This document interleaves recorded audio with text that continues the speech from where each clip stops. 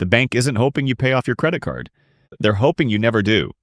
Not because there's a villain in a boardroom somewhere twirling a mustache, but because the minimum payment, that small reassuring number at the bottom of your statement, is one of the most effective financial traps ever built, and it works best on people who are actually trying to be responsible.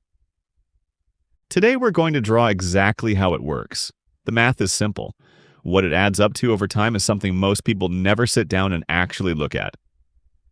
Let's start with how the trap gets set. Meet Jamie. Jamie isn't reckless. Jamie isn't buying designer bags or taking first-class vacations on credit. Jamie's car needed a new transmission. The timing was terrible. The bill was $3,800. The savings account had $600 in it. So Jamie did what most people do. Jamie put it on the card. The credit card has a 24% interest rate. This sounds high, but it's completely normal. The Federal Reserve reported that the average credit card rate hit over 21% in 2024. Many cards sit between 24 and 29. Jamie's card isn't unusual. At the end of the month, the statement arrives. Jamie braces for impact. And then something unexpected happens. The bank doesn't demand $3,800. The bank doesn't even demand $500. The bank sends a calm, friendly message that says, your minimum payment this month is $95. $95. Jamie exhales. Jamie sets up autopay. Jamie feels like a responsible adult who handles their obligations. Life continues. The bank also exhales, because Jamie just did exactly what the system needed Jamie to do.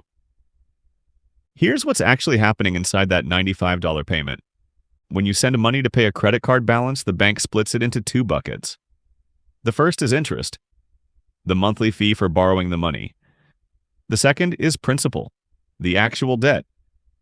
At 24% annual interest, the monthly rate is 2%. 2% of $3,800 is $76. So when Jamie sends $95, the bank takes $76 immediately. That's profit.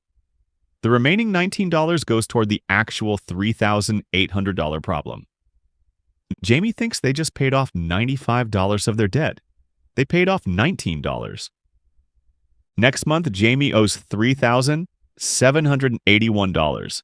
This is the core illusion. The minimum payment creates the feeling of progress while mathematically ensuring almost none is made. It's a treadmill designed to feel like a road. Now here's where it gets worse. If Jamie keeps paying exactly $95 every month, never misses a payment, never adds a single new charge, how long does it take to pay off $3,800? Take a guess. The answer is 8 years and 4 months. In that time, Jamie will send the bank $5,182 in total payments on a $3,800 debt.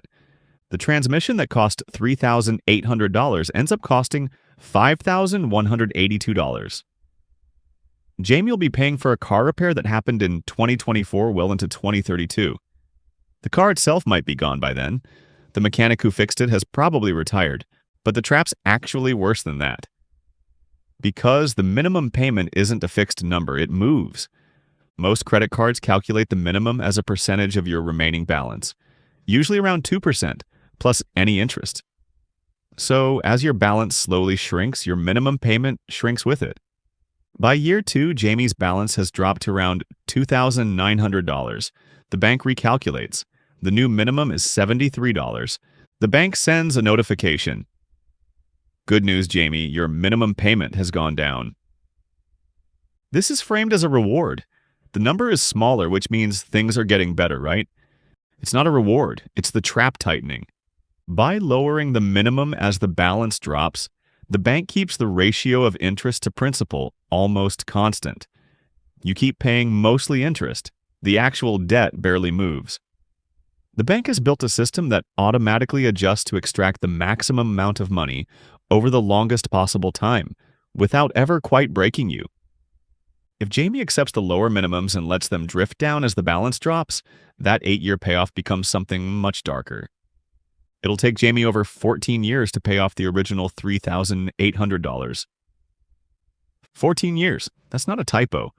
14 years of monthly payments for a car repair. By the time the debt's gone, Jamie will have paid the bank $6,400 on a $3,800 problem. The bank made $2,600 in profit from one bad month and one completely reasonable decision to set up autopay. Now let's zoom out because Jamie isn't unusual. The Federal Reserve reports that American households carry an average of $6,500 in credit card debt. Not total debt, just credit card debt. At average interest rates, a household making only minimum payments on $6,500 will spend over 20 years paying it off and hand the bank somewhere between $8,000 and $12,000 in interest along the way. That's a second car, a year of college tuition, a down payment on a house. Paid to a bank for the privilege of owing them money. And here's the part the industry definitely doesn't put in the commercials. People who pay their balance in full every month, people who use the card, get the rewards, and pay it off, are called deadbeats inside the credit card industry. Not as an insult, as a technical classification, because the bank makes almost no money off them. The people the bank loves, the people who generate the most profit, are called revolvers. Revolvers carry a balance month to month. They make the minimum payment. They're just responsible enough to keep the account open and just stretched enough to never quite pay it off. The minimum payment isn't designed to help you get out of debt. It's designed to keep you in it comfortably, indefinitely, at whatever pace maximizes what the bank collects before you finally notice what's happening. This isn't a conspiracy, it's math. It's disclosed in the fine print of every credit card agreement. The law actually requires credit card companies to show you how long it'll take to pay off your balance if you only make the minimum payment. That disclosure is on your statement right now in small text near the bottom. Most people don't read it. The bank is counting on that. So why does this catch people who are actually careful with money? Because the human brain is genuinely bad at compound interest.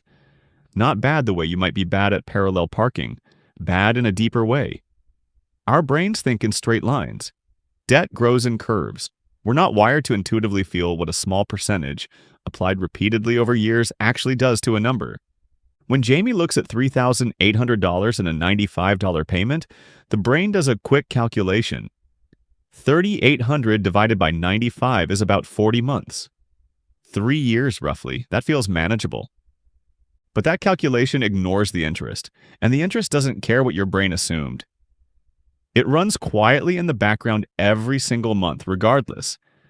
This is why the minimum payment trap catches people who are good with money. It's not a trap for the reckless. It's a trap for the optimistic. For people who see a manageable monthly number and trust that the math will work out roughly the way it feels like it should. It won't. So what actually breaks the machine? The fix is almost annoyingly simple, which is probably why it's so easy to overlook. Fix your payment. Pick a number. Ignore whatever the bank says the minimum is. If Jamie owes $3,800 and decides to pay $200 a month, every month, no matter what the bank recalculates, the whole picture changes. At $200 a month, Jamie pays off the debt in 22 months. Not 8 years, not 14 years, 22 months. Total interest paid, $860. Compare that to the $2,600 the bank would have collected over 14 years. Jamie keeps $1,740 by simply refusing to let the bank set the pace. The machine only works if you let it steer. The moment you pick your own number and hold it fixed, the math flips. You stop being a revolver and start being a problem for someone's quarterly earnings report. One more thing before we go. The minimum payment trap has a cousin, and it's even sneakier. It's called the balance transfer offer. You've probably seen it. 0% interest for 12 months. Move your debt here, pay no interest, fresh start. This sounds like an escape. Sometimes it genuinely is. But the fine print on most balance transfer offers contains a clause the marketing never mentions. If you haven't paid off the full balance by the end of the promotional period, the deferred interest, all 12 months of it, gets added back to your balance at once. You didn't escape the interest, you delayed it. And if you spent 12 months making minimum payments, assuming the 0% rate would hold, You may owe more at the end of the promotional period than you did at the start. The trap has a trap inside it. None of this requires malice. It just requires you to be slightly too busy, slightly too optimistic, and slightly too trusting of a number that a bank calculated specifically to benefit the bank. The moment you see the math clearly, the trap loses most of its power. You can't fight a system you can't see. But you can fight a number on a piece of paper. Pick your own number. Hold it fixed. Don't let the bank decide how long you pay. If you want more of these traps drawn out and explained, subscribe to Smart Money Doodles. Next time, we're looking at why your emergency fund always seems to disappear right before an actual emergency.